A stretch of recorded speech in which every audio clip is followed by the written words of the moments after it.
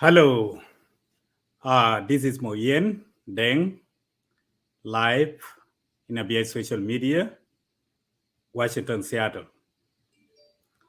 I'm here today with you for the very important topic that I'm going to talk to you about with my respectful elder, Dr. Rapheal Abiem,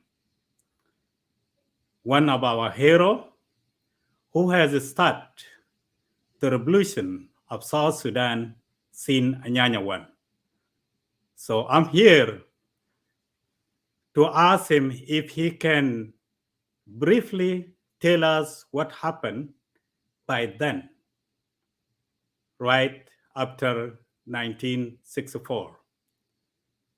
I'm going to invite my guest here to the studio to introduce himself. And before we start doing that, I will go back for a short break and come back with you. I once interviewed a farmer who won an award for the 5th year running because he produced the most beautiful corn cobs in the United States. I asked him, "What is your secret to producing such great quality corn cobs?" He said, "My secret is simple. It is because I share the best seeds with my neighbors." What do you mean? How do you have the courage to share the best seeds with your neighbors if they also take part in this competition? Then he said, "It's because the wind always spreads corn pollen, and the wind pollinates the fields to make the seeds grow. If my neighbors have low-quality corn, the wind will blow their pollen, and my corn will worsen. So, for my corn to be good, I have to take care that my neighbors also have good corn." This is wonderful. This is a secret for life.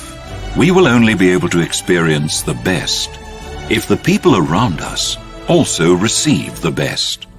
Often people insist on seeing happiness in a selfish way. They want to be happy, but they don't care about the happiness of those around them. They don't even care about the well-being of their children, their wives, their friends. They look at their friends at work as competitors and try by all means to stand out from the rest, at any cost, even harming those around them. They don't realize when they do that, they will always reap less than they were supposed to. When the wind of life blows, it will always blow poorer in the lives of those who are selfish. We're living in a time when everyone is divided, thinking only about themselves. But I would like to extend a wish to you. May you share the best seeds with those around you, because the Word of God says, "How good and how pleasant it is for brethren to dwell together in unity."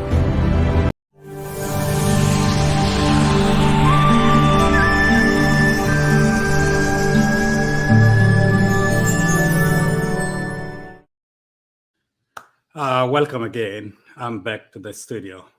I'm going to introduce my elder, the hero, who has started the journey seen right before we get independent of South Sudan. With us, Dr. Rapheal Abiem. Would you please come and greet your audience? Welcome. Hello. Greetings to everybody, and pleased that I have finally have the opportunity to share with you a story that I grew up with, a story I was born into, and of course subsequently grew up with and became the defining reality of who I am. Whatever I have done in life was marked From the date I was born into a troubled land called Abyei, from which many people subsequent to or coming after me have lived exactly the same trying times, as if the world has not escalated up into the world of technology, and we are still at the stage of fending for lives, not even fending for livelihood, but even life itself is a denied commodity for the people of Abyei. That should be my introduction. My name is Tigla Abumbagat from Abyei. Thank you so much. Thank you so much, my elder. Like they say, in our traditional way, when you raise up in your society, you always need to be close to your elder in order to learn the past. Otherwise, we will not know how life used to be. Today, the reason why we're here with you today is to explain to us exactly what we didn't know before, for us to know where to start from and what we have to do. Before I let you enter to that, I will go back in order to go forward. And how to go back? I'm going to display a background of Abyei right before 1964. I believe you are familiar to that, and that is the topic why we're here today, so that we brainstorm ourselves and be able to tell our young generation that is coming and who are coming after us to know where to start with. Allowed me to introduce the background. So there will be a music background while everybody can read what happened by then. Because most of us didn't know about it. Since we didn't know about it, we need to orient ourselves so that we know the past. You cannot work on the present time when you don't know the past. Today, my elder, you're going to talk to us about the way you used to manage Abyei and how did you start this revolution. It was for the cause, and I'm really so proud of your age group that you have made it show out the way to the time that we're in now, of which we have the Republic of South Sudan. I thank your age group, and I hope you and your age group should orient us so that we can catch up with where we are and where are we heading to. I believe togetherness will let all these things happen.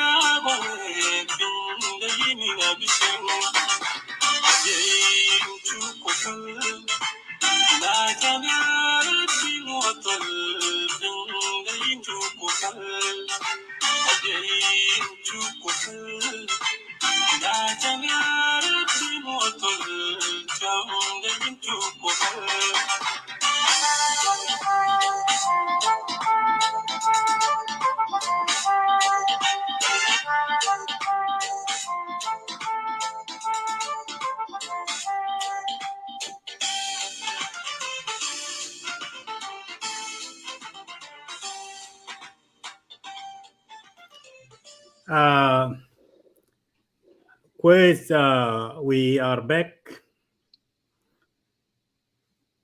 For this PDF, I'm going to forward it to you. It was just to brainstorm ourselves so that we should know the topic that we're talking about today. I welcome you. And before I do that, let me show the recent atrocities that happened. And it has been continuing since the past, as you know. Let me start with. This was the recent attack of Miodol and wait. You can see those were the militias supported by the military of Sudan. These were the attackers who killed people in Miodol. You can see. You can see what is happening in this 20th century.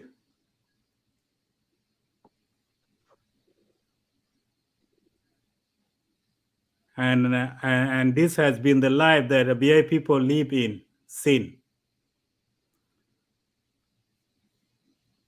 I will take you back. These were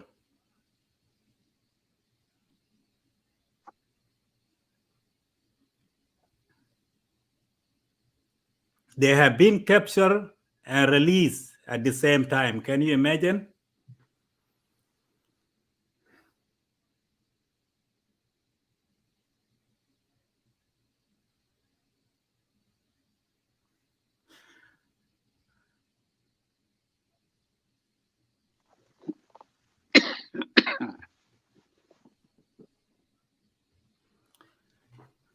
Take us back. Take us back to the past. And that's the reason why we're here today. 57 years. It's a long time. And that is the beginning of my journey, which I would not characterize as an act of heroism when I rebelled at the age of 9.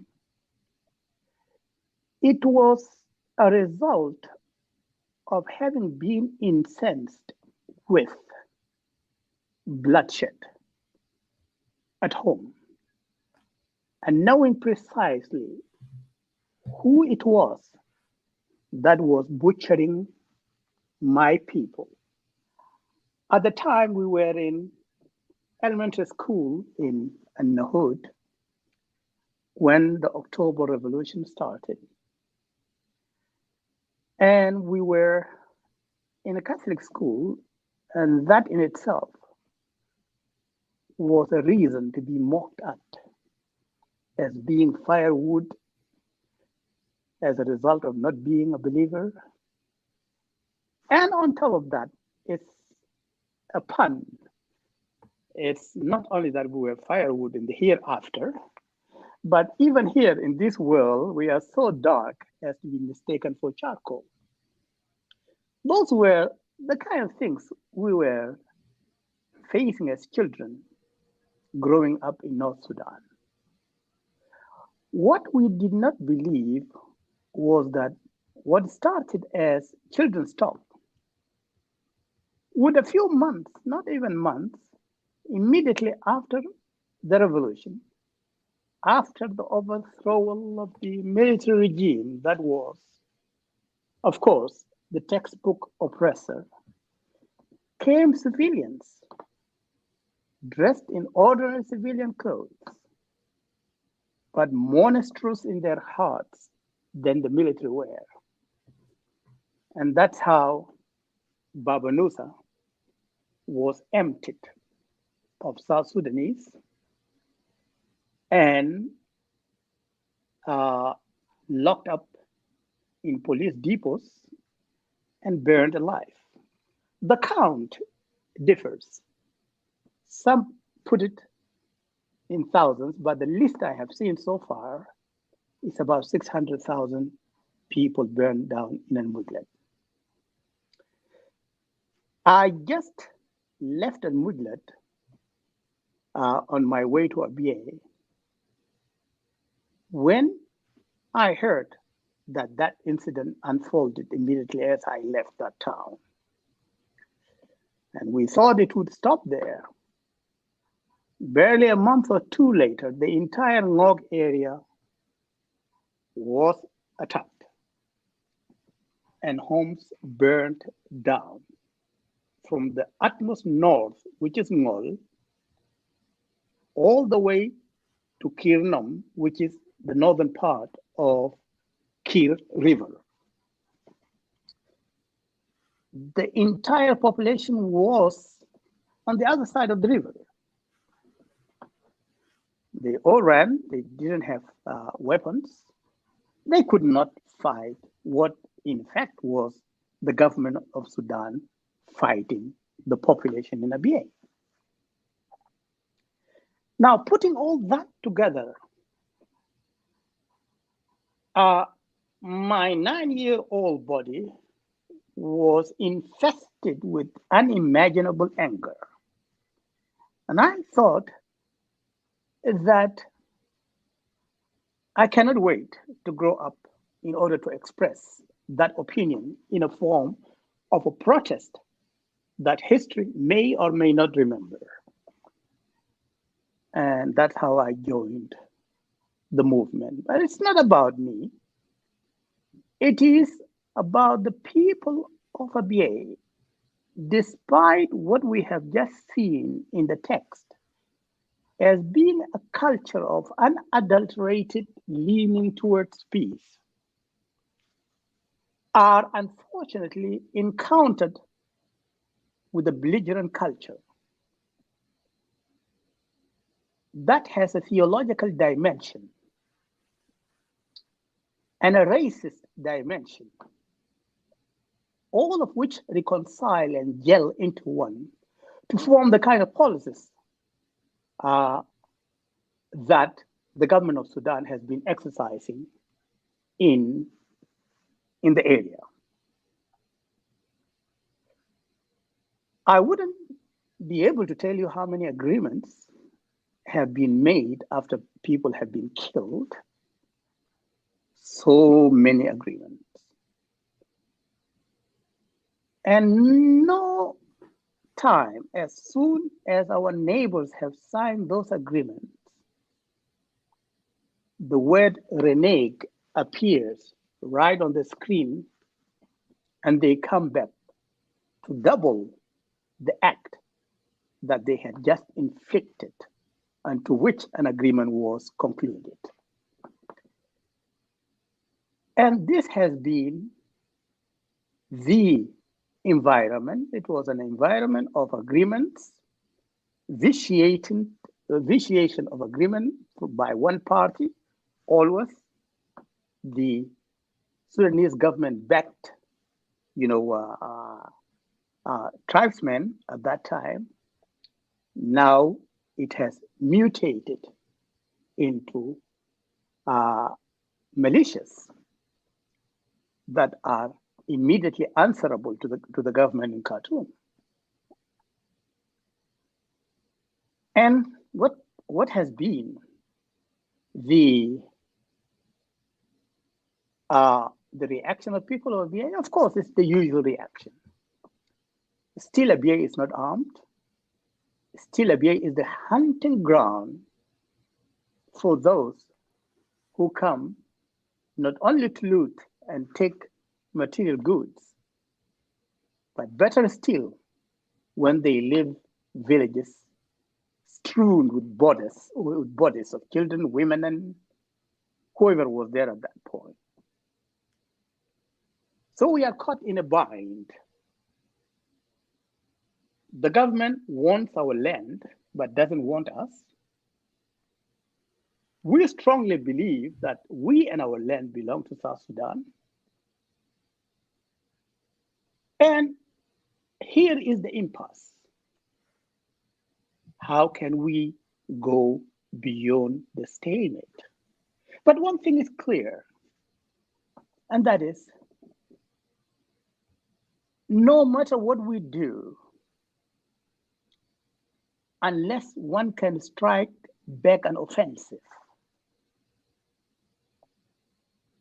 one would always be invaded and will have no alternative but to resign to that life, today free, tomorrow in bondage. But I wonder which community can live like that. So Abyei community began in 1965 to join Anyanya in their numbers. Great numbers. You remember Konan Vidya? You remember, Arobading? And, so many of our fighters.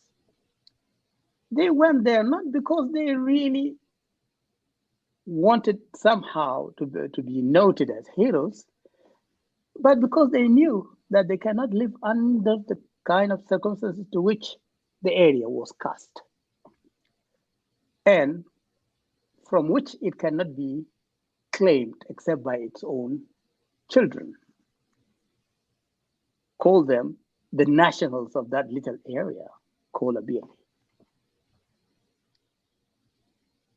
So the war has raged on, and I wonder if this is the point to talk about the atrocities, but I would tell you that 57 years has been a saga of one attack after another, sometimes as devastating as completely emptying the area.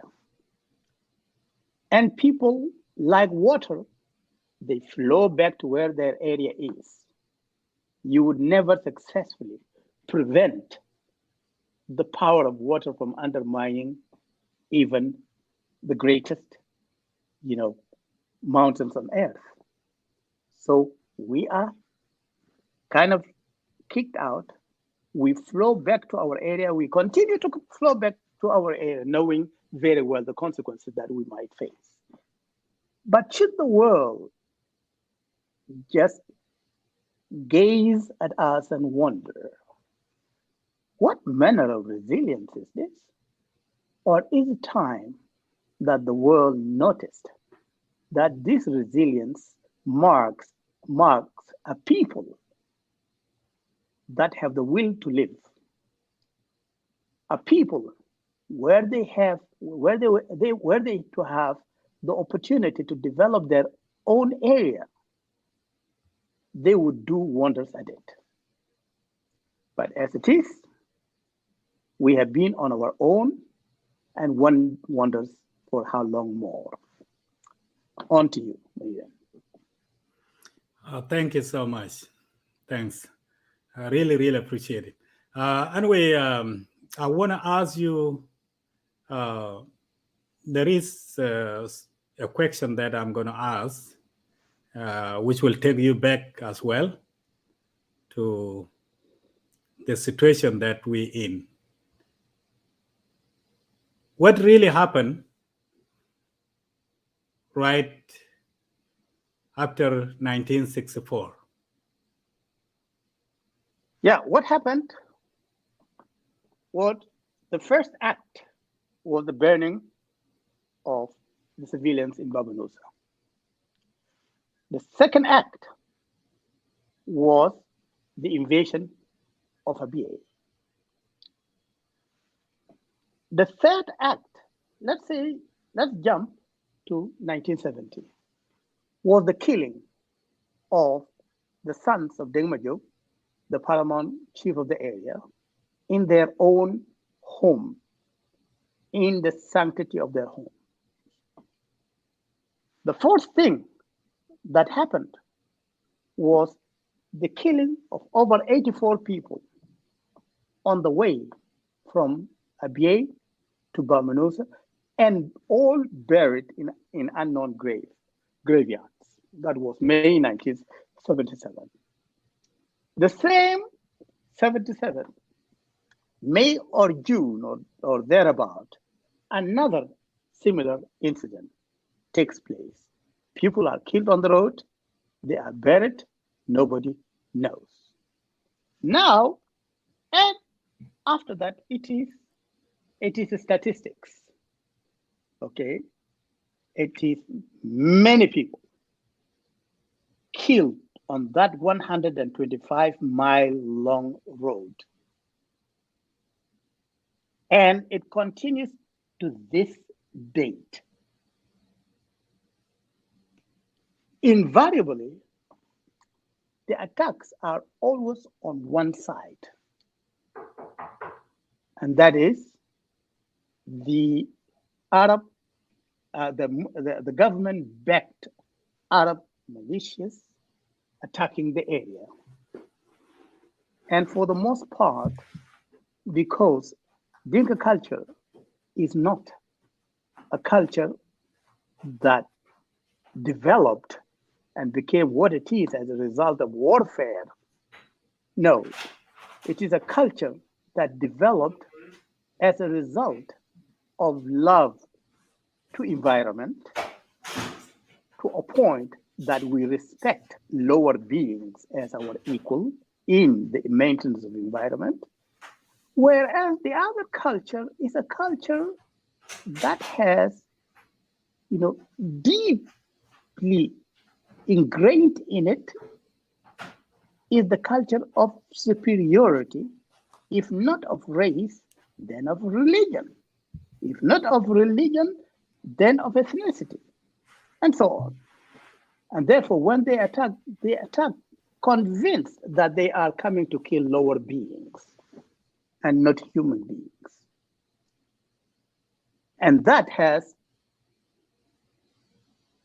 at all times been the background, that perpetuates these attacks that are accompanied with no manner of remorse at all on the side of the attackers. Even when people agree and people share tea and what is brewing in the hearts will be known tomorrow. And that is, it will be explained by the subsequent attacks. So one wonders. And the most recent I can cite is the 2008, invasion of Abyei, followed by 2011, the same kind of invasion, followed by 2013, the killing of the chief of the area, and followed by everything else that Mayuen has just displayed on the video. So counting the number of attacks and the number of deaths is an exhaustive, computation exercise because it expands 57 years. It's not, a short time. Now, having said that, let me be a little bit fair to some people, even among the Arabs, who have just been as overwhelmed as we are. They want peace, but they are a minority in a setting that is steeped to only see solutions through war. I have names that I can cite that would not recommend this kind of wanton attacks on civilians. But they too have no way to express themselves enough to be heard and followed if possible. So there are elements there on the northern side of Abyei that are as that carry venom against their own reconciling elements within their society and wouldn't hesitate to unleash hell on the people of Abyei.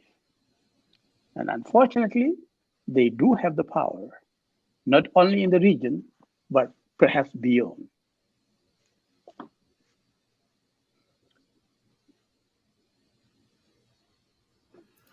Well, thank you. Thank you. I just want to know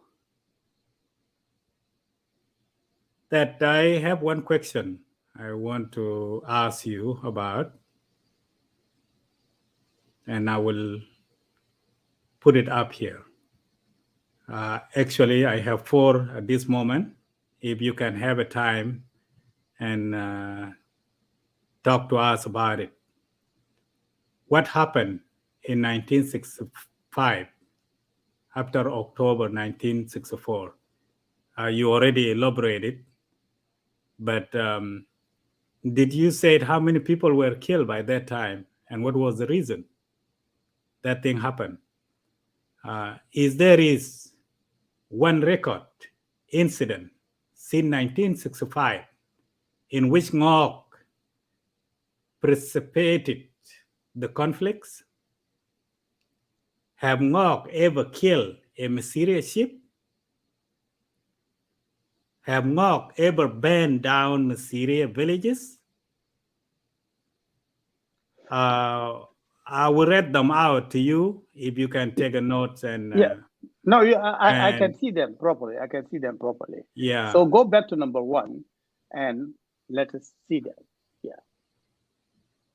Yeah. Number 1. What happened in 1965 after October 1964? Okay, I have recounted it, but I can recapitulate. And that is 2 incidents must be marked. That's the burning down in Al-Mujlid and Baba Nusa and the invasion of Abyei. These are the 2 things that immediately happened after that. And by the way, may his soul rest in peace. It was under the watch of Sadiq al-Mahdi. The second question. It has never happened in the history of Ngok that Ngok attacked the Massyria, that Ngok attacked the people of Awil, that Ngok attacked the people of Twitch, that Ngok attacked the people of Ruin militarily. It has never happened.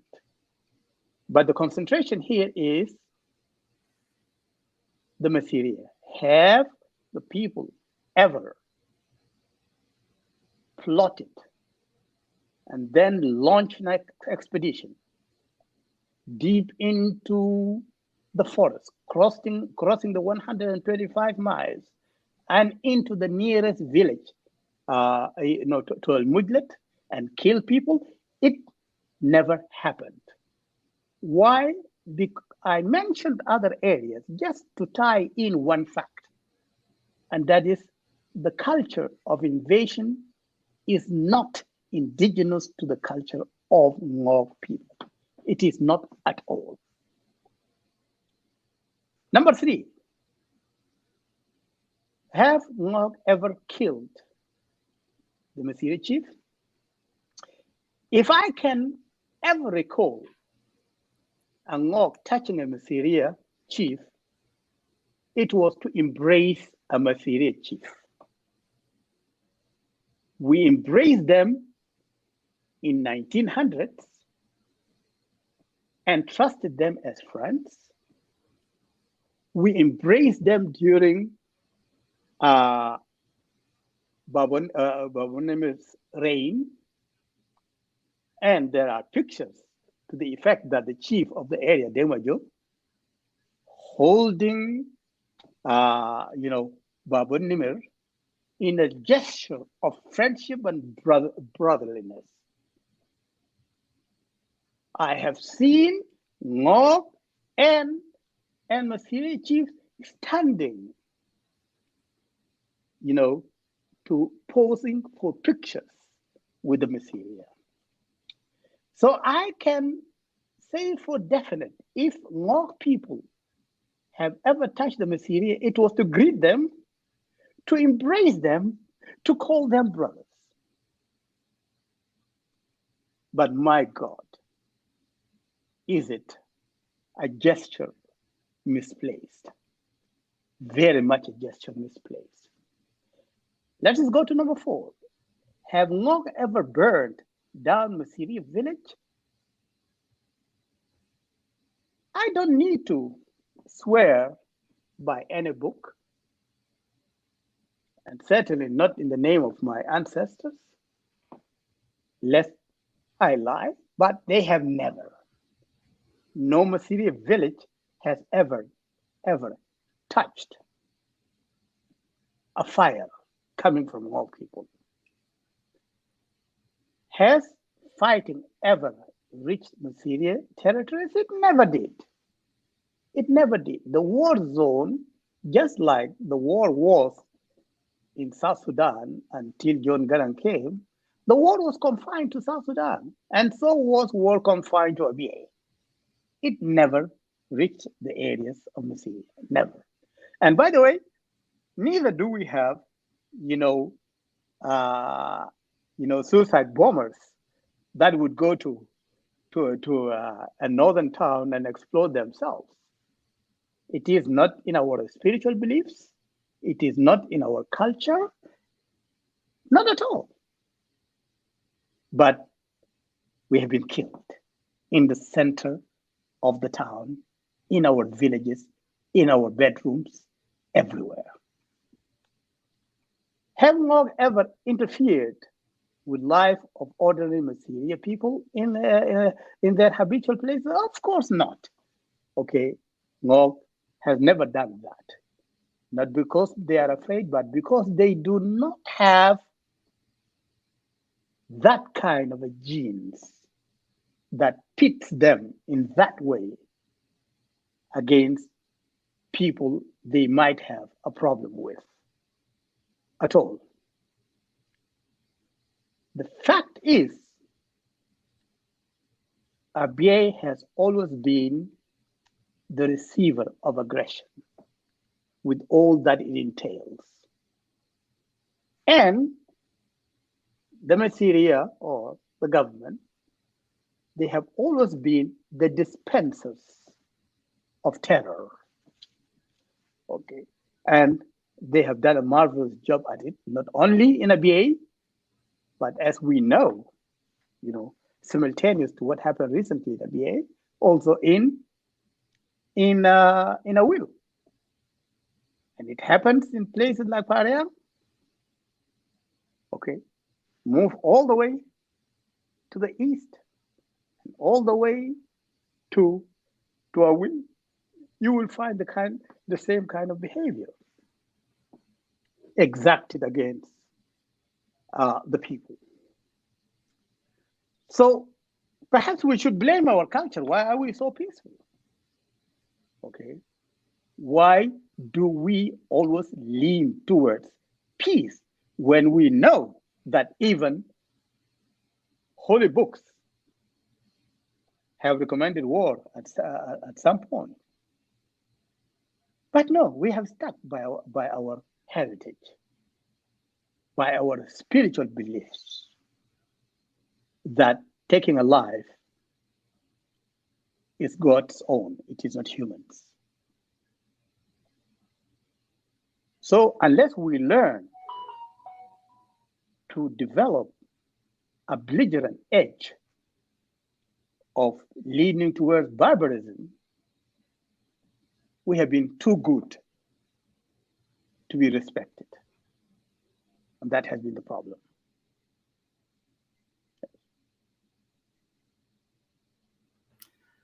Thank you so much. You have elaborated really. I just want to ask you, what message do you think you can give your people in this case, in this scenario? Well, you know what? I think our people are good at one thing, and that is, I wonder if it was any other community, with the kind of difficulties Abyei has been faced with, if the entire area would not have been abandoned. But actually, people have not abandoned the area.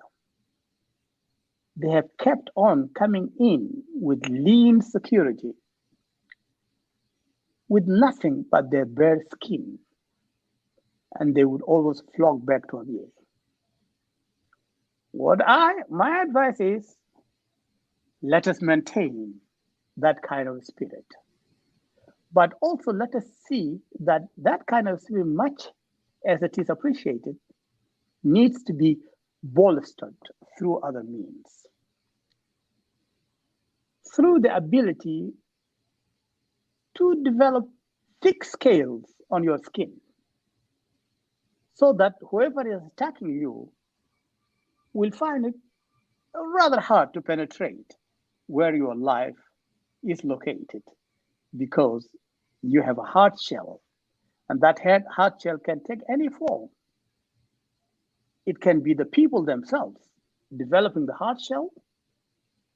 It can be the international community recognizing that these people, rather than allowing them to become as much of a terror to the other area as that other area is a terror to them, let us create a strong buffer in between that will not allow people who believe in peace to ultimately resort to violence. And this way they would have preserved our culture. They would have given us the protection we need, because in actual honesty, it's not that we are afraid of war, but that it is not one of our ways of resolving our problems. We have an elaborate culture that has prevented so many wars among tribes. Take the 9 sections of Ngok. The last time we ever had something like a war, maybe trace it back to 1930s or even earlier. We do have conflicts even at home among the 9 sections, but we are wise enough to find solutions rather than allow it to degenerate to a point of people killing people. So we have a lesson to teach North Sudan, that there is power in peace too. And if we were not this powerful, this peaceful, perhaps the area would not have contained both of us by now. Either we would have been exterminated, or the Arab North would have traced their, lineage back to where they come from. Okay, by then. But thank God we have not gone that way. So my strong advice is, let us admit among us now we have our differences. But no matter how sharp those differences are, one thing trumps them both. And the challenge, that is the challenge we are faced with.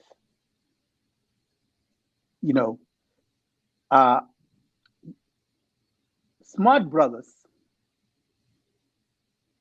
would alert one another, there's a danger targeting both of us. Let's go and face it.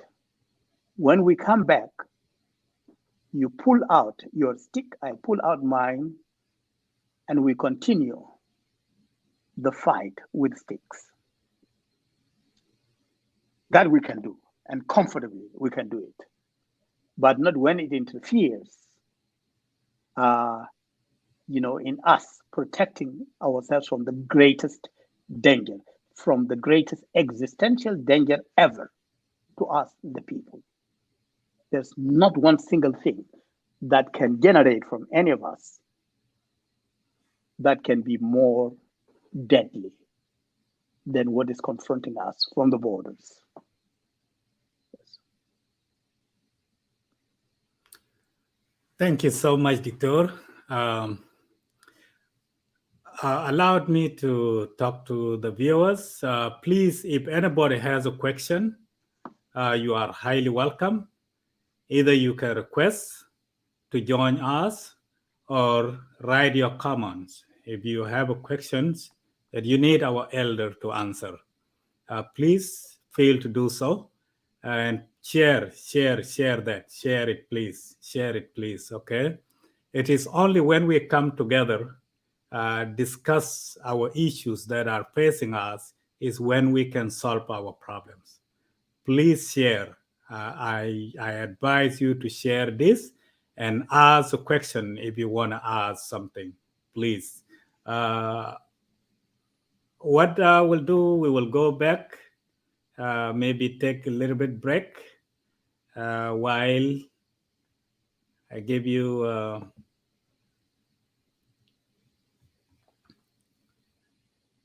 is there anything remain behind you want to say before we wrap it up? Because I don't want to prolong you, so that No, I would you are a rather busy wait for man. questions. Yeah, it's fine. It's fine. Okay. Okay. Okay. Let me see if anybody has a question.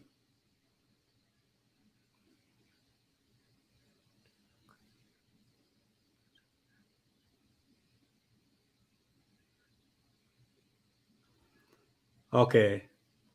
There is a question came up here. And you will just read it.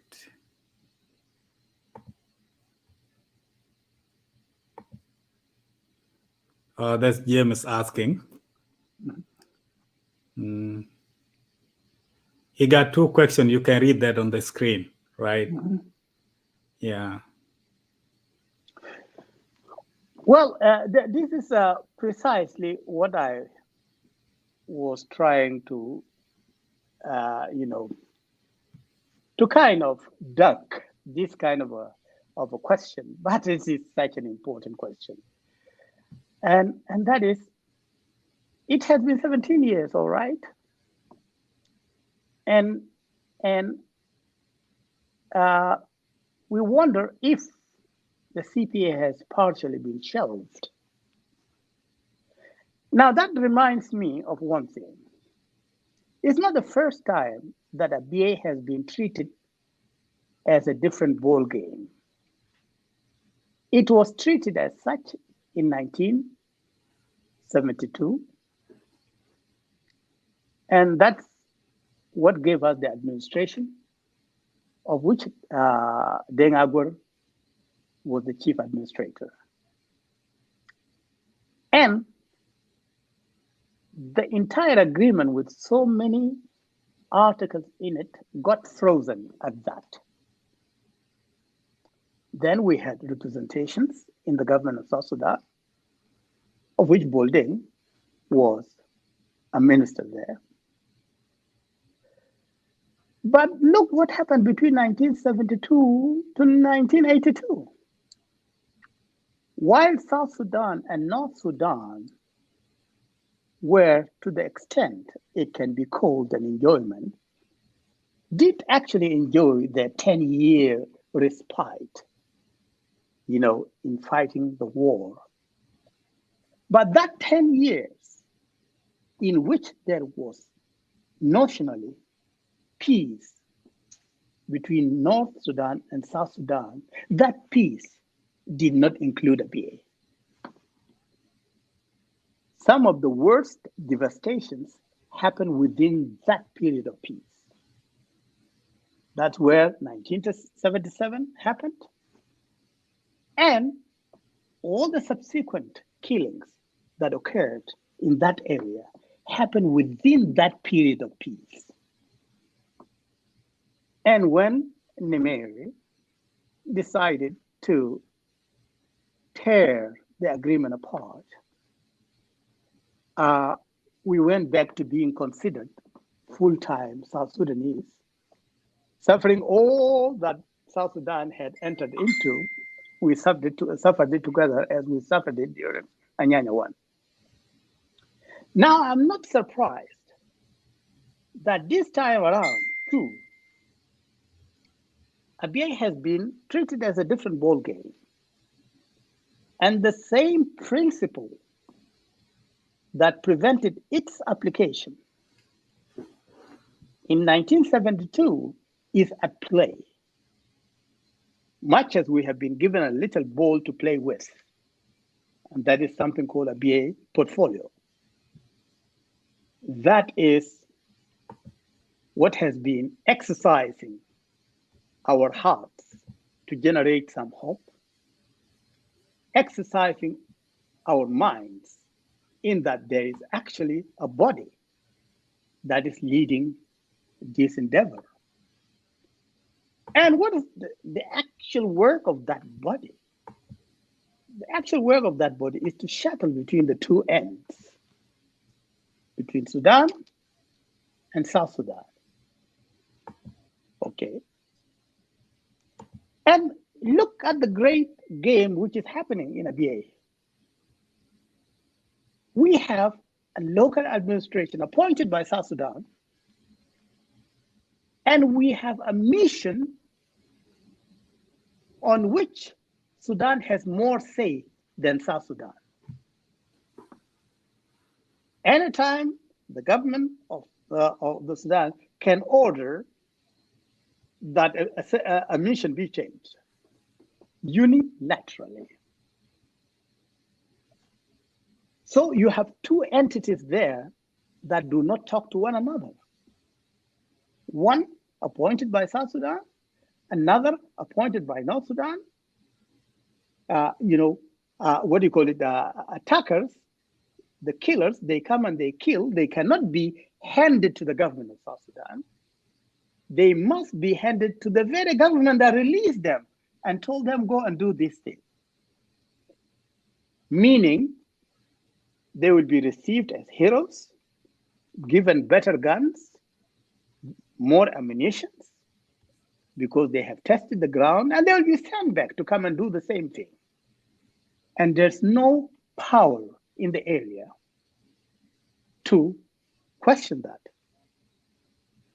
Because people can exist in the same space, but live different times.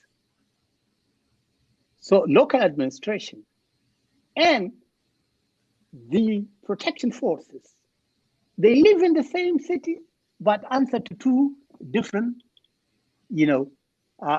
principalities. One in the north and one in the south. And this game can roll on ad infinitum, as they say, without end. And seeing it the way it is, unless something is brewing beyond what is visible, we have a long wait to do. Yeah, people will wait. I mean, ask the Christians, they are still waiting for Jesus. Jews are still waiting for Moses. We will wait for that peace. But just imagine what can happen in between. How many people will give up?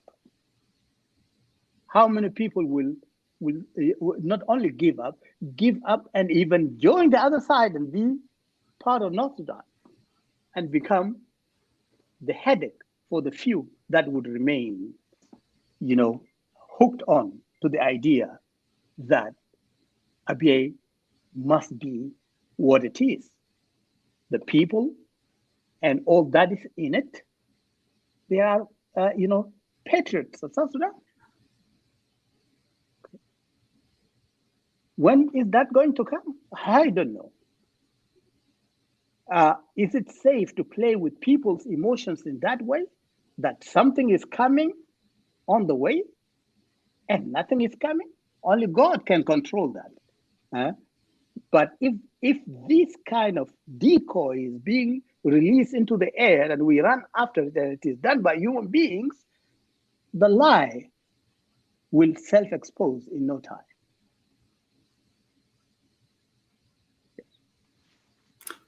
Oh, thank you so much. There are some voices echoing, trying to push us away from South Sudan, of which I always say, yes, this country, South Sudan, I'm not going to ask nobody to be South Sudan. Neither is anybody right to let me accept that I'm South Sudanese. I'm 100% South Sudanese. What happened is a selfishness and hatred that doesn't have any basic. Because common sense, if I decide just to act just like you do, you push me away, and I act the same style you do, what good will it bring to you? I don't think our people understand that. And by the way, it's going to be me, and it's not going to leave you, right? There are many questions that came up here. While Matiok is asking question. They can also ask in Arabic if they want. Yeah, if you want to ask any question in Arabic, please, you are allowed to do that, okay? I will play this in the screen so that you read the question, and then we will go to the next.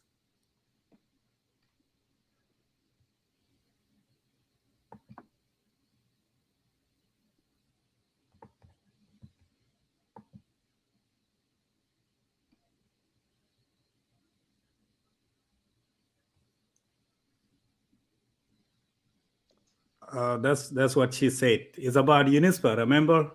Now they want to move UNISPA to Abyei.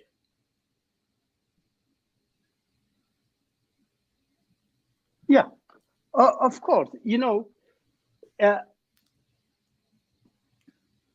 My example is always the turtle. The turtle never wears its shell underneath. It wears its shell on top, so that when you attack it, that becomes its shield. It is its home. It is its, trench. But the way UNISA has been is like a turtle with an abnormality, with the hard shell inside the stomach. Now, whoever is attacking it, whatever comes at it will be directly on the flesh and nothing to protect it. UNISA was meant to be a protective shield. And a shield is always out there. It is not in there.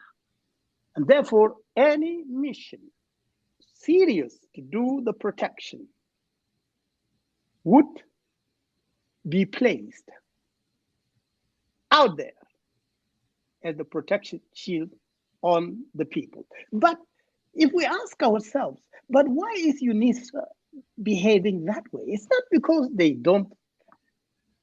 are not nice people. They are fantastic people. But they have been told by their principal, and the principal being Sudan, okay, leave the outside open for us to enter and go concentrate inside Abyei. Make sure nobody carries a gun. And UNISA has been quite fiddle at that, very loyal. Okay, they have done very little to be the protective shield. Not that they are bad people, no. It's because whoever was responsible for putting them where they are instructed them to behave that way, and instructed them, whenever you catch our own people in the act, send them to us. We know what to do with them. And they have been quite loyal to that textbook exercise. You see, they have abandoned, for the most part, the areas at the periphery and retreated into the city or the town where less protection is needed, if there were protection out there. So a mission that comes and wants to reverse the nature of creation that we see on the turtle, and wants the protective shield to be down here in the stomach rather than on the back, that mission would not work. Okay, a mission should be what it is, a protection. Yes, it is not the implosion we are afraid of. No, it is something from without that will attack us. We will not attack ourselves inside.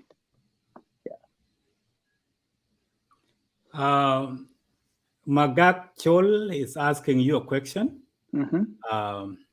He's saying, what is way forward for the final solution of our issue? What do you think? I think it is self-explanatory. One, without any other, is the implementation of the CPA. Without any other.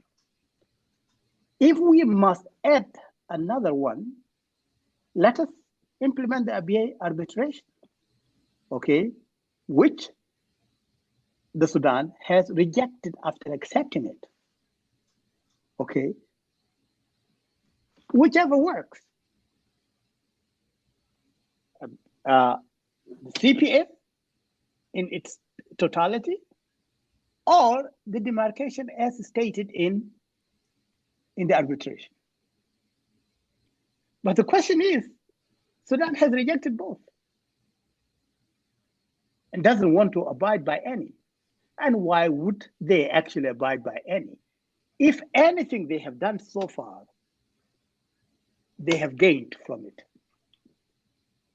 Any act of violation of any agreement they have done so far, they have benefited from it. Human nature says that when you are in such a trajectory, invade the world, okay? Do not impose on yourself a boundary that you can break through. So we know the solution. It's not that the danger is actually to look for more solutions. More solutions is what brings about the confusion. The solutions are either in the CPA or, and I use it as an alternative. I don't see it as what you call a bolstering of the CPA. It's an alternative. That is, in case the CPA is too much, then accept the Abyei, border, what do you call it? Arbitration, and that just confirm the will of the people that they have already expressed. They have voted for a referendum. Confirm it. There's no need to spend more money because minds will not change. Not after the subsequent killings that happened. Yes. Let me add this. South Sudan and North Sudan agreed that South Sudan should give North Sudan 6 years for, for peace between. There's a term they use. Okay, 6 years to give unity a chance. 6 years to give unity a chance. 6 years only. But my friend, Abyei has given North Sudan 57 years plus to give coexistence a chance. Did we coexist? No, we didn't. 67 years of heat. Treat yourself. Go again. Try for unity. Try for coexistence. Again, you are hit 57 years in a row. Is that not enough to make North Sudan understand that they have failed to give coexistence a chance? It is definitely enough. And should it not be enough for Ngok to say, we have done all that we could for 57 years, not to mention the deeper history, just from 1965, okay? And now after 57 years, there's nothing in human character that says you become wise after 57. 40 years is enough. It's enough for anybody to gain wisdom. If people north of us have not grown wise in the last 57 years, I wonder anything is going to make them change their minds. Nothing. So let us wait for the salvation that will come from nothing. It will not come.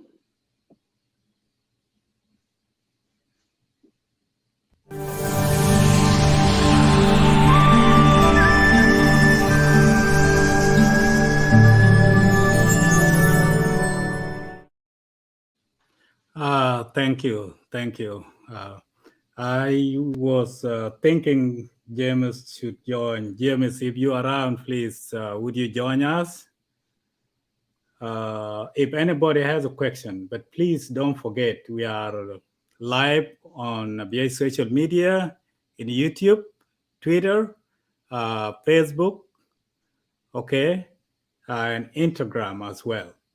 Please tune in and follow us. This is just the beginning and more to come, okay? If anybody has a question, please, send the link. Let me send the link. And you can join us. While I do that,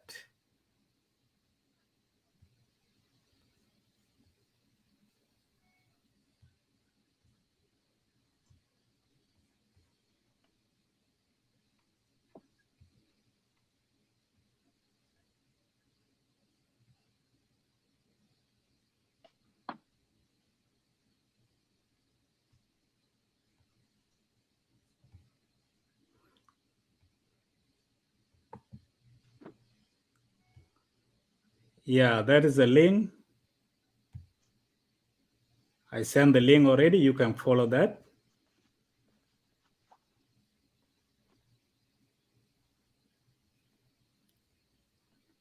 Anybody has a question? Otherwise, we will let our elder leave so that he takes some rest.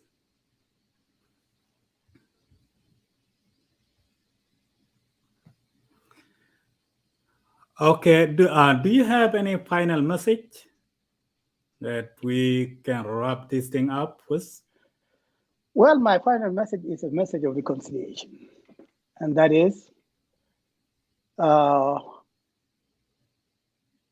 let's stop taunting one another and turn our thoughts, actions, and every effort we have into helping us help ourselves by being more focused than what the Abyei portfolio has done so far, but being, in communication with one another, and by, for the time being, discontinuing antagonistic groups among us. And we zero our efforts into one objective. We have so far agreed on very important things. That Abyei is ours and ours only. That the return home will be predicated on availability of security. 3, that, development is a function, again, of security. Now, what we used to differ when there was a notion that to coexist with the North, we must embrace them in friendship, which we are ready to, and which they have for 57 years rejected. So let us cultivate a friendship among us and stop, dueling among ourselves when there is such a great thing to be done. And that Abyei administration too should be mindful not to aggravate. I yes, go ahead. interject you. James is here with us. Yes. Sorry for interrupting you. It's okay. But I want to welcome Mr. James. Hi, Dr. Rapheal. Good to see you. How are you doing? Yeah, Very well. It was very cold, so I didn't have my suit on. I was wearing a really heavy jacket. Okay. Yeah, good to see you. I Good to see really you too. enjoy the history perspective. I see a lot of comment also, including our local chairman, Bagat, say they enjoy it. So thank you, Mayun, for doing this. No, you're highly welcome. Can you put your little bit thought, because I don't want to prolong this show today.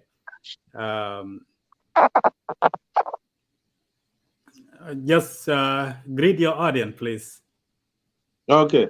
Yeah, thank you. Once again, thank you, Mayun, and a special greeting once again to Dr. Rapheal, who's the chairman of our board of directors. And I really enjoyed the conversation, a very knowledgeable one. Special greeting to all the Abyei viewers. Honestly, my biggest comment is always on the area of the CPA, especially in light of the recent development that the United Nations has informed the Khartoum about the replacement as it's requested by the Khartoum. The purpose of this comment, not necessarily that we must have Ethiopian forces, but the question is who has the control over those who the Ethiopian forces, and rightfully Dr. Rapheal mentioned that the UNISFA may have been ineffective because they are doing what they've been asked to do, which is Khartoum.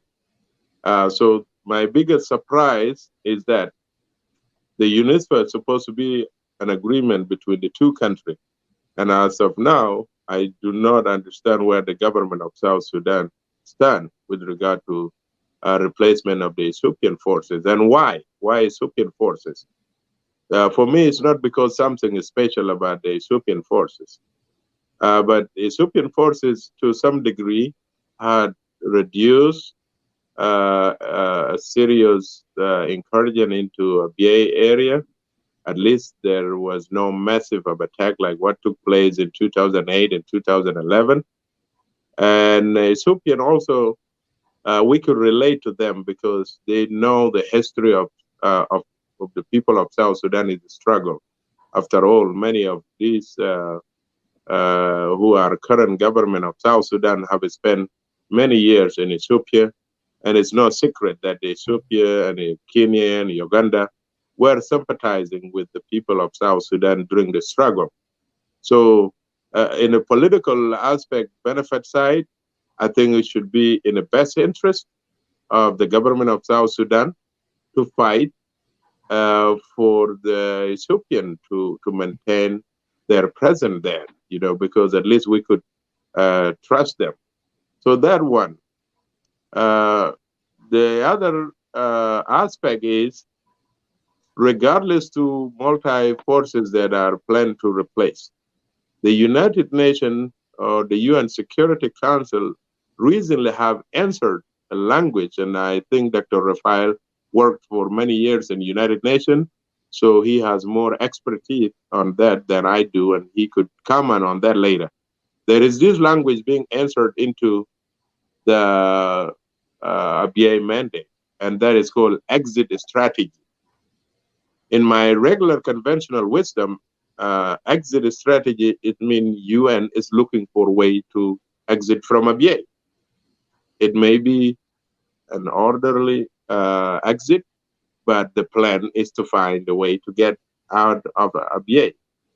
Then comes the question, when talking about exit strategy, as if the Abyei problem has been resolved, and now we're trying to exit in a strategic way. What does that mean? Does that mean the UN is about to abandon the people of Abyei because it's been many years and they see no willing party from the government of South Sudan, who are the rightful peace negotiator? So I don't know. I would like Raphael to comment on that. Why is UN talking about exit strategy? But finally, for me, I am really very much worried. And I have always asked myself, what is in the best interest of South Sudan, let alone the interest of the people of Ngok, the interest of the government of South Sudan? Is it in their best interest to have a country that has no defined border? Because the Abyei is one more area that at least has a defined border according to the ruling of court of arbitration. So what is the political benefit to our government in South Sudan to completely look the other way from resolving the issues? And early, Dr. Raphael said something. As you prolong the struggle, not many people could withstand the pressure. There will be people that will give in and rightfully decide to join the other side because they feel they had to make a living.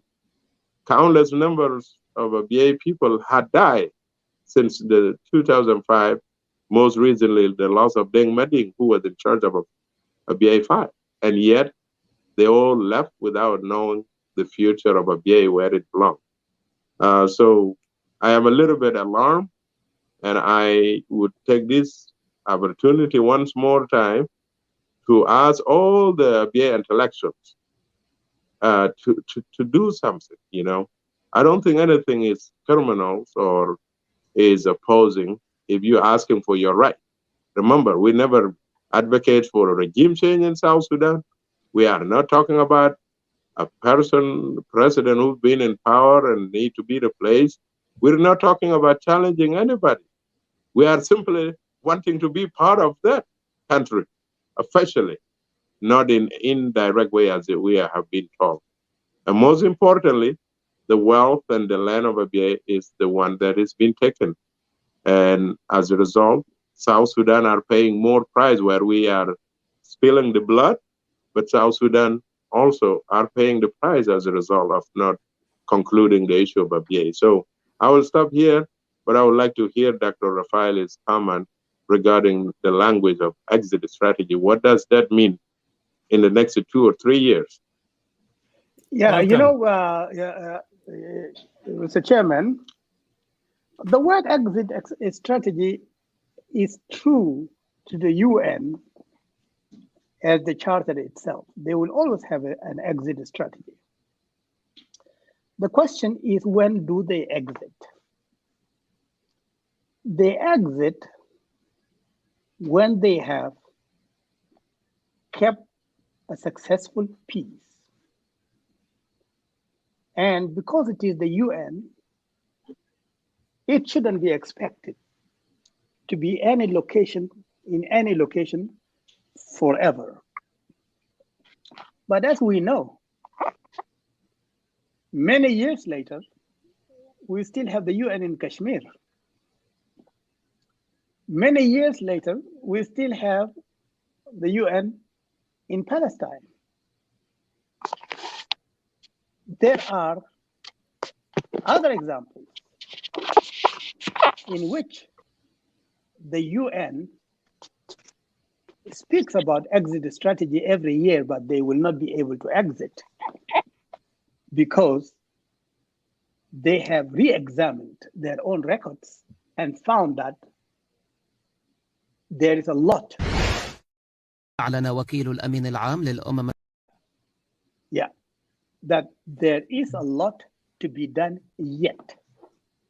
In the case of Abyei, if the UN should withdraw and conditions remain to be what should are. Should I interject you a little bit? Yeah, please. Go ahead. It is very important part of which I really want to play this, the voice of Sudanese government. Please. Yeah. Which means that it seems like the UN is implementing the demand of Sudan government. And Exactly. of which I want to know exactly where is our political roles here in South Sudan. I'm going to play this for you so that you hear it and then you continue from there. I'm sorry for interrupting you. Yeah. أعلن وكيل الأمين العام للأمم المتحدة لعمليات حفظ السلام جان بيير لاكروا بدء عملية استبدال القوات الإثيوبية في أبيي الشهر المقبل. جاء ذلك خلال اتصال هاتفي جمع بيير لاكروا ورئيس مجلس السيادة السوداني الفريق أول ركن عبد الفتاح البرهان. وقال مجلس السيادة الانتقالي إن الاتصال الذي أجراه المسؤول الأممي بالبرهان يتعلق بالترتيبات الخاصة باستبدال القوات الإثيوبية العاملة ضمن قوات حفظ السلام يونسفا بقوات أممية أخرى حسب طلب حكومة السودان. وأكد لاكروا خلال الاتصال الهاتفي أن عمليات الإحلال والإبدال ستبدأ في فبراير شباط المقبل وتستمر حتى مارس آذار 2022. وثمن وكيل الأمين العام للأمم المتحدة بحسب بيان تعاون البرهان وحرصها على إنجاح عمل قوات حفظ السلام يونسفا. من جانبه تعهد رئيس مجلس السيادة الانتقالي بتذليل كافة العقبات والتحديات التي تواجه عمل البعثة الأممية. وفي نهاية العام الماضي طلب السودان من الأمم المتحدة استبدال القوات الإثيوبية ضمن بعثة حفظ السلام في أبيي إثر توترات نشبت بين البلدين على خلفية قضايا حدودية والخلاف حول إدارة وتشغيل سد النهضة الإثيوبي. Yes, they call it Abyei. They call it Abyei. Yeah, you may go ahead now. So. Well, to the extent that this news clip is authentic and not a fabrication, and let us assume that it is not a fabrication, that it is the truth. It means only the UN cooperating with the Sudan are dictating what happens to the security of Abyei. And that security of Abyei is not in the purview of the powers of South Sudan. South Sudan's role is limited only to administering the population, give them a semblance of governance. But when it comes to security, look nowhere other than the UN and the Sudan.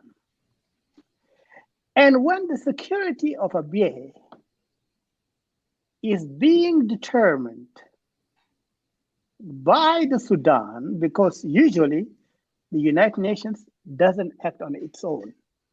It acts in agreement with sovereign states.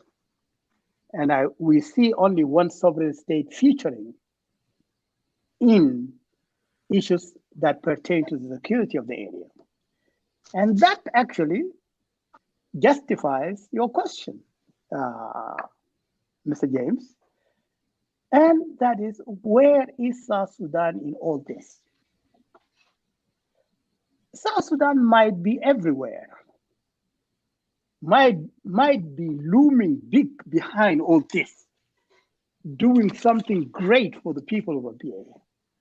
But one thing we know is we haven't seen it. It hasn't affected our lives. And as such, we have no reason to say, yes, South Sudan is doing something for us. Because we do not have, an ever-searching eye that looks everywhere and sees everything. It is what we see, it is what our skins feel that we know exist. So to the extent that maintaining the peace of South Sudan is involved, of Abyei is involved, South Sudan does not feature. It doesn't feature in her troops protecting the area. It doesn't feature in South Sudan questioning Northern Sudan not to act unilaterally on the case of Abyei, because they have a stake at it, and that's what the agreement had all been about. But there is something called making the law by acquiescence. But when you give in too much and you keep on giving in, that in itself can be cited as an established tradition that you are okay with the way things are. Mm-hmm. So we have every reason to say that because South Sudan is silent, not that it is silent, but that we don't hear it. In fact, that South Sudan has allowed North Sudan to play the leading role. And therefore, if North Sudan, or Sudan rather, plays the leading role, then it is the lead that will ultimately call the shots, and not whatever other body is trailing behind.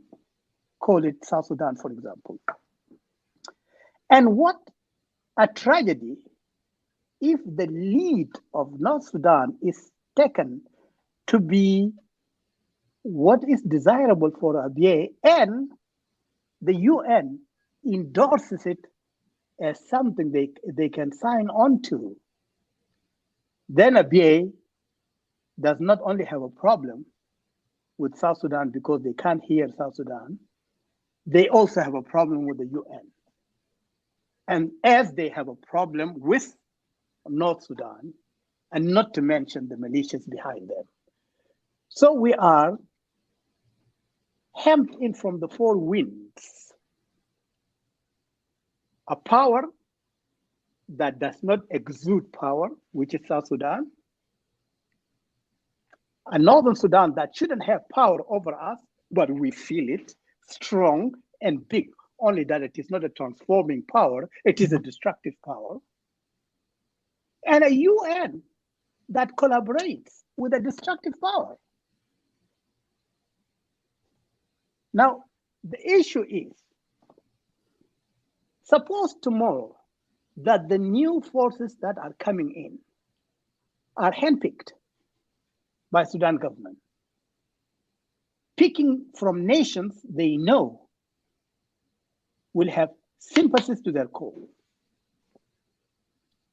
Nations that are faced with the same challenges as the Sudan, they read synoptically from the same book, okay, and have the same frame of mind.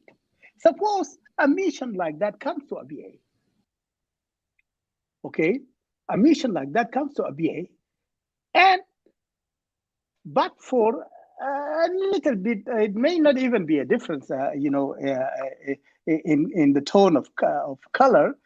They could come from Nigeria, for example, from a certain, branch of the Nigerian army. That would come to Abyei, and they will find forms of brotherhood with the North that they cannot find with people of Abyei. We have lost right there. You see? And we, the people, we have the right, okay, to tell our government, we are not accusing you of doing nothing, but we can't hear you. Let us hear your voice, where you stand. Because we are not going to, to divine what is in your mind. Until you tell us, we have no way of knowing. Therefore, we shall assume that you are not present. And why you are not present is something else. Only history will judge South Sudan for that. North Sudan, of course, we know. If North Sudan cannot harm us, who else? Okay? It is their duty to harm us. It is their livelihood to harm us. They wouldn't hesitate to harm us.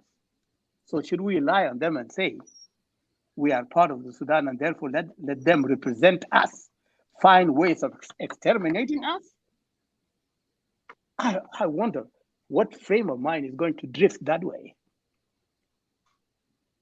None of it. Yes. Therefore, we ask the UN not to have a bilateral action with the Sudan in which South Sudan is not represented. Thank you. What is your input, Mr. Chairman, about the video you just hear from the Sudanese government? What do you think about it? I totally agree with everything that Dr. Raphael just spelled out. We don't know what we don't know, right? If I don't see you, then I don't see you. If I don't know what you are doing, then I don't know. I personally still can't get my mind around exactly what would be the best interest of South Sudan by just doing nothing and letting North Sudan do however they want in Abyei. I have the Abyei protocol with me here, which is say that Abyei is defined as the area of 9 Denkangok. And during the interim period, they were going to participate in North, in Barghazal, they will be represented, and then in Kordofan, they was going to be represented, is under the governing executive in Abyei would be elected by the people. Now, this illegal extension of the 5 years interim period that turned into 17 years came with nothing in return to the government of South Sudan. Government of South Sudan has lost the 42% of oil revenue that they were getting, unless otherwise, if they're getting it secretly, I see no reason why they'd be hiding it when they were getting it in a daylight, broad daylight during the agreement. So if Abyei is still a disputed area, then just assume the 5 years has been extended to 17. Don't the North Sudan, South has the right to claim their 42%? What about the 2% oil revenue for the oil for the Barghazal? Is Barghazal getting that? That's become a total of 42% of oil. What about the 2% for the Denkangok?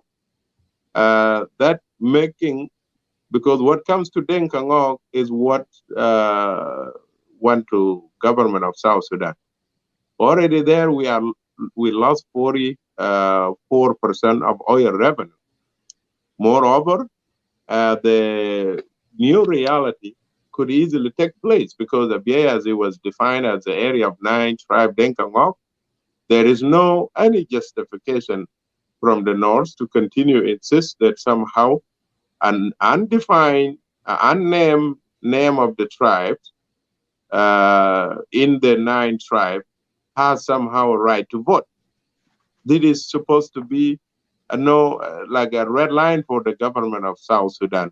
And this should be a clear violation by the North insisting that they are demanding the participation of the Massyria, whether in a governing, in order to release the 2%, or whether on a voting. It's not in the agreement. Massyria is mentioned in the Abyei Protocol only in context of having the right to access the area for the purpose of raising their cattle and water, access to the water, period. They have no other right. In fact, the border that was being demarcated is between us and Massyria.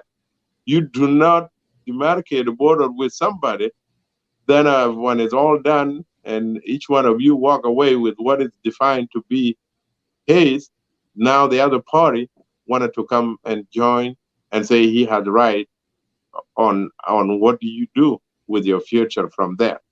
So this one, it just brings me back to as to why is the government of South Sudan. Before, when we were engaged in a civil war, yes, we could understand that the government of South Sudan was in a weaker position, that we have internal conflict within the South Sudan. But oh my gosh, North Sudan has worse problem than we do now. They have changed regime, and the second regime of government of Hamdok is gone, and they are in a search for the third one. They have people blocking road to Port Sudan, many rebels in the east and in the west, and both in North Sudan, Blue Nile and Nuba Mountain, and the people are in the street.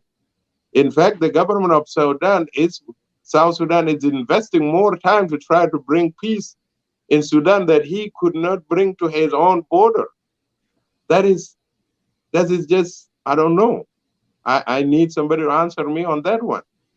We should be investing time on resolving the remaining provision of the CPA because there is a change. The phase of the SPLA today is not that of the one that signed the agreement, and so is the same in the North, and so is the same in the international. The chance of you running into what Dr. Raphael called people who read from the same textbook that have a shared problem and then start aligning against the interests of the people of Ngok is there. It's very high. And that is seem to be the road we are heading. So my question today, for all the sons and daughters of Abyei that are in the government of South Sudan, do you have a voice? If you do have a voice, can you tell us what is going on? What is taking so long? For me, I see no reason other than an honest South Sudan that is not interested in claiming Abyei. There is nothing that could go wrong today if South Sudan were to demand that Abyei must be recognized as a part of South Sudan tomorrow. I see nothing going wrong.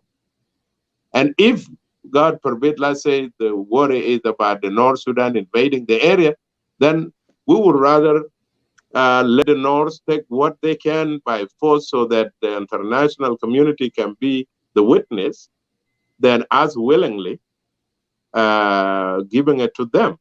Or what Dr. Raphael called when your mindset is being, if you are being perceived or you develop a personality where people know that is who you are, then people will just assume that is what you want. After all, the United Nations and the international community cannot be the one leading the fight for what good for South Sudan. South Sudan should be the one leading the fight so that the international community now could support what is their right. And this is what is being missing, and I don't get it. Yeah. Thank you. Do you have something to say? Yeah. Just a little anecdote.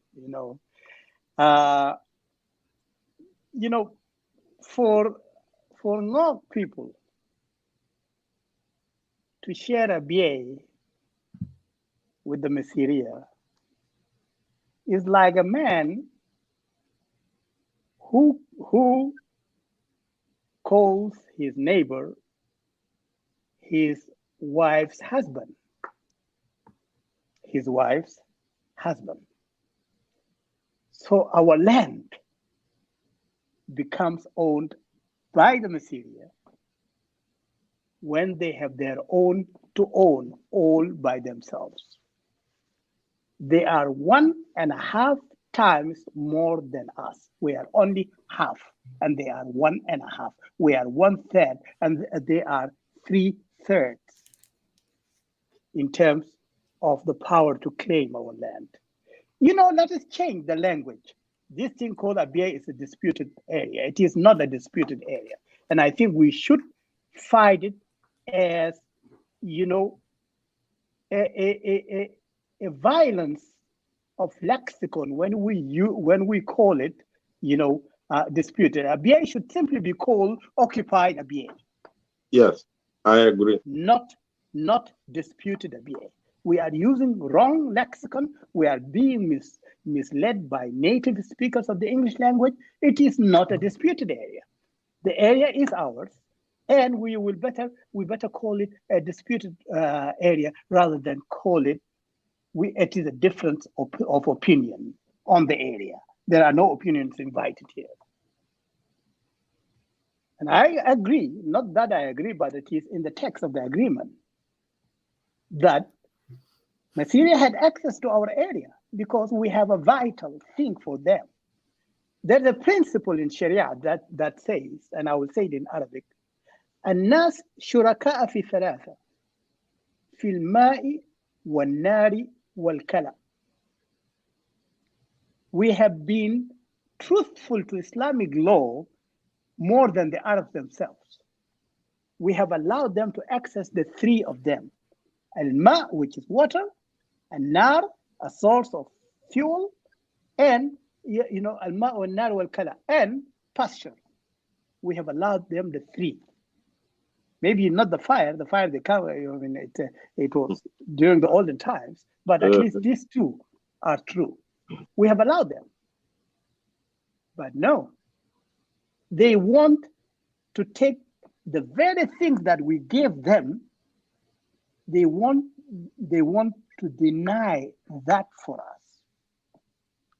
And by the way, the video that you have just played, the whole thing started with the Prime Minister of the Sudan, the daughter of Sadiq al-Mahdi, is the one that proposed that. And Sudan embraced it and made it into a policy that Ethiopians should be removed. And should be removed, why? Not because of what is pertaining in Abyei, it's because they are fighting another war against Ethiopia there in the east. And therefore they think that having a Abyei in the south here, eyeing the north from the bottom, is a security hazard for them. And therefore they must be removed. All this is to bolster their own position and to disadvantage us as much as they can. I'm not advocating for Ethiopia, but I'm saying that perhaps if they were truly free, we wouldn't be in the bind we are in. Not at all. We wouldn't be. Thank you. Yeah. Comrade James, there was a meeting today, yesterday in the cabinet meeting in South Sudan, and Abyei issue was not one of the agenda. What is the diplomacy of South Sudanese government in the case of Abyei really? What do you think? What do you think happening? Welcome. Is that a question to me? Yes. You hear me, right? I have a hard time hearing you because somebody tried to call me and kind of reduced my volume dramatically. Oh, okay. Yeah, what I was saying, yesterday there was a meeting, a cabinet meeting, of which the policy of South Sudan was being discussed. What are the priority of the government of South Sudan?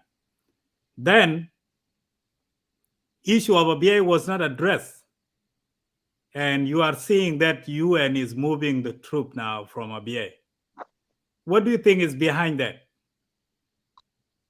That's the good question. I never heard of that meeting, but if it took place, it will be just one more proof that South Sudan may indeed not interested on the Abyei, because like I said a while ago, there is no acceptable or any explainable logic as to why South Sudan is not fighting hard to resolve the final status of Abyei.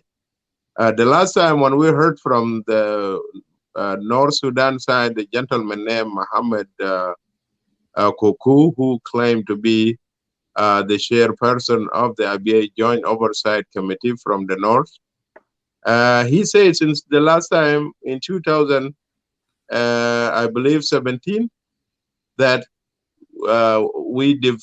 they left Addis Ababa and they were waiting from the government of South Sudan to give them the time frame for work schedule as to the process of reaching the final settlement, and that they never heard nothing and they ever since been waiting.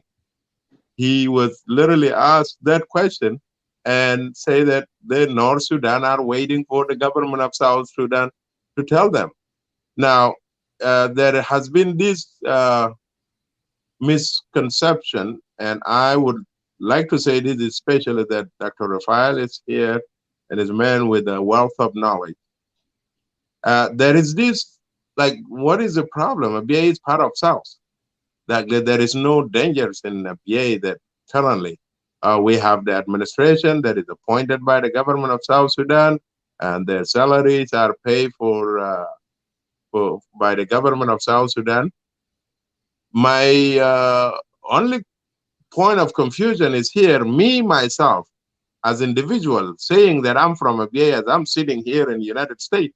I don't think anybody could challenge me, or I'm from South. Nobody's going to challenge me and say you're not. If that is the definition of what we call Abyei, that Abyei is not in danger. And I assume any sons and daughters of Abyei that are in South Sudan, by calling themselves I'm from South, I don't think that is under threat. What is under threat is the actual land. The land which is currently, if not 75, at least 65%, is occupied by North. And for what? They are currently settling right under the nose of the United Nations, and not even a condemnation from the government of South Sudan. They are continuing to loot the wealth and the natural resource of the region, and yet not even a condemnation. So my question is always like, what do we define Abyei to be? Is it the people, or supposed to be people with their land and the resource of the land? For me, Abyei as a land, and as it defined in the Code of Arbitration, it is not in our hand. It's 60% occupied by North, and this should be unacceptable. If the ruling of the court cannot be implemented, especially after the turmoil in North Sudan, then I don't know when. So I think the real question that many of us and many South Sudan should challenge themselves is, can we just be honest with ourselves and say, either we are giving up on Abyei and many of the territories that are not defined, or is there a plan to reunite Sudan? I have no idea. Only God knows, and I need help for somebody to answer this. But my question is, what do we call Abyei, Dr. Rapheal? Is it individuals, or is it land? If it is a land, is that land under the government of South Sudan as we speak? Yeah, you know what? There's a rule of thumb. And the rule of thumb is, if you are a sovereign, your sovereignty extends to area on which you can exercise control. Those areas are within your sovereign power. areas in which you are shy to express authority on, those areas would, for the most part, be regarded as beyond your sovereignty. So if we are going to say that lack of security provided by South Sudan to the people of Abyei is an indication that the hands of South Sudan cannot extend power-wise beyond Abyei, the town where there is the administration, or beyond anywhere where the use of force becomes expected. So if you have a land that doesn't have a power that protects it, you can be sure that land does not belong to who we think it belongs to. Sovereignty, as it is exercised in Abyei today, militarily speaking, is in the hands of the North. What is in our hands are those civic issues, civilian issues, food for this area and education for that area and health for this area. That is the part that South Sudan has been playing a role in. But the most important part, without which all civil activities will be meaningless, the South is not exercising anything in it. Not at all. Okay. Is it a declaration that we have given up on Abyei? Well, if you can say so, so can the people of where I work on mile 14. Okay. On mile 14, they are facing the same thing that they are South Sudanese. But the government of South Sudan has not been able to exercise its sovereignty on Warawar. Neither have they been able to exercise their sovereignty in Meiram. And believe me, in many other areas, we don't go west enough to understand what is happening there. But Sudan government can come from as far west as we can imagine.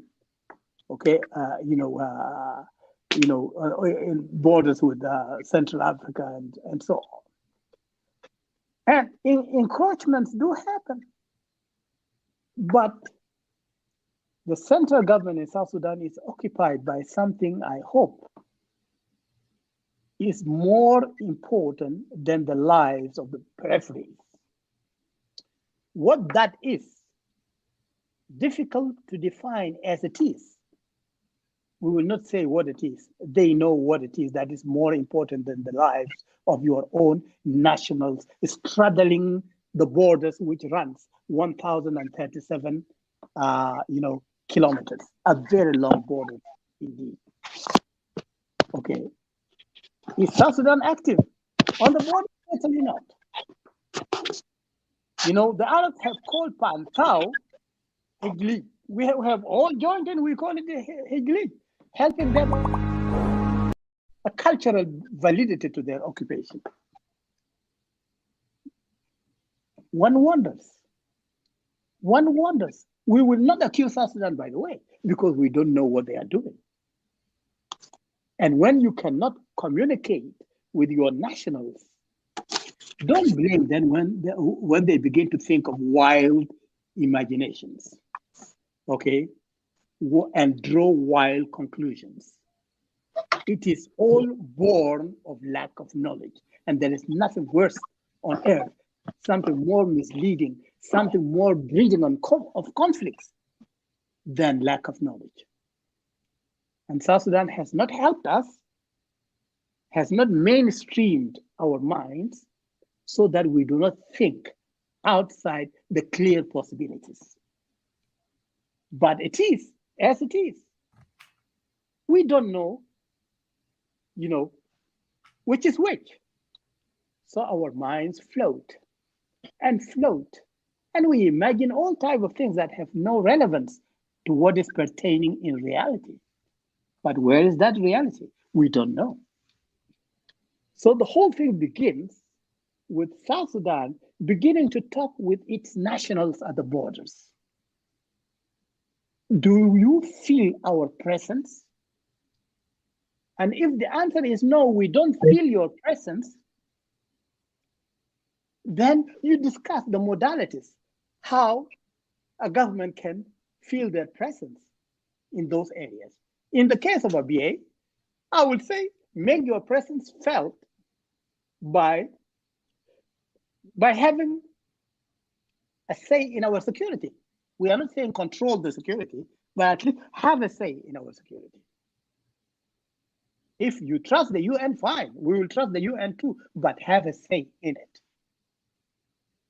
But to allow the UN, to allow the government of Sudan to play with us what manner of play or game they want to, that is tantamount to denouncing your sovereignty over the area, of which the entire population subscribes. They are nothing but South Sudanese.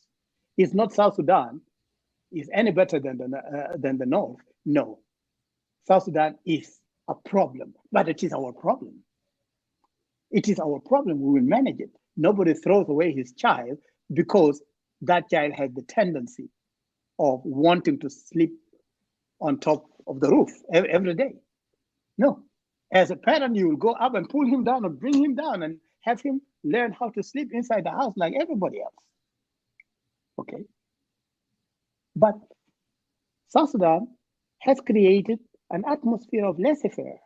Anybody comes in, anybody, like these people, they are dressed like Tawarik of West Africa, of which they might be Tawarik, actually.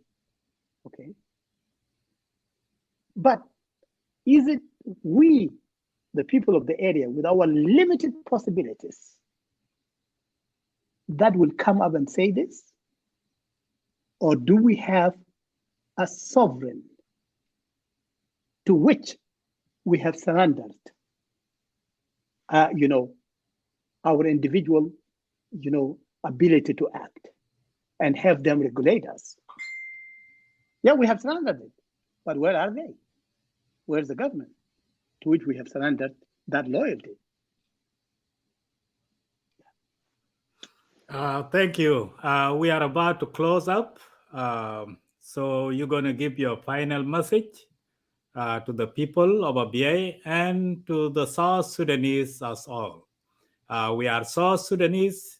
No matter how difficulties we are facing, we are South Sudanese. And one day, one time, things will change and our people will come back to their senses. Let's go back for a short break and then you will give the final statement. Thanks.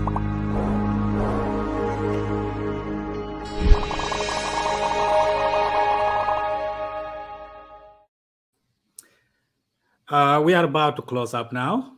Until next time, this is just the beginning. And by the way, if there is any technical problems and whatever happen, please, these are a way of learning. We are approaching to advance, right? So you can forgive us if there is any technical mistake. But please, I would really love somebody to request if you want to join us, at least to share with us, or if you have a thought, drop it. You can write a comments, until next time we're going to meet. But my elder, Dr. Rapheal, if you can close it up with a final message. I think I lost Chairman Agwek is out, but we can close up now. You can give a final message to your people. Until next time, we meet. Yeah, I think my final message is, when we people of Abyei hold on to the apron of South Sudan, like little kids would on the apron of their mothers, it is not for anything other than for the fact that that is who they are. So we cling to the South, not because of anything therein that they will give us, but that's simply who we are. It's not, we are not grappling to go and join them in the squandering of wealth or whatever. No. Okay. In fact, that is our land. I know majority of South Sudanese accept us. We are not doubting the intentions of South Sudanese at all towards Abyei. As a people, I would never err in that way. No matter the tribe, no matter the ethnicity, I don't think people of South Sudan have a problem with us. It is when we are organized into a government that other dynamics come in. And those dynamics wouldn't be as serious as we see them if there were fluid communication between the sovereign and the people. What is killing us more than the guns of the Arabs is the inability to penetrate into the mind of the administration in South Sudan and listen in to what they have for Abyei. We are completely blocked out. Please, the government of South Sudan, we ask you to involve us in what ultimately will be about our lives.